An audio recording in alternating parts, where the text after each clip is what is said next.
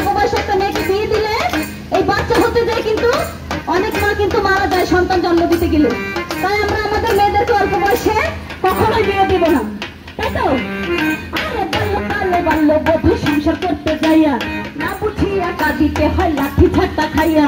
বাল্যকালে বাল্যবধূ সংসার করতে যাইয়া না বুঝিয়া কাঁদিতে হয় লাঠি ঝাঁটা খাইয়া। প্রাপ্ত বয়সে একটা সন্তান জন্ম দিলে, প্রাপ্ত বয়সে একটা সন্তান জন্ম দিলে প্রতিবন্ধী বিকলাঙ্গ, এই প্রতিবন্ধী বিকলাঙ্গ সন্তান জুটবে।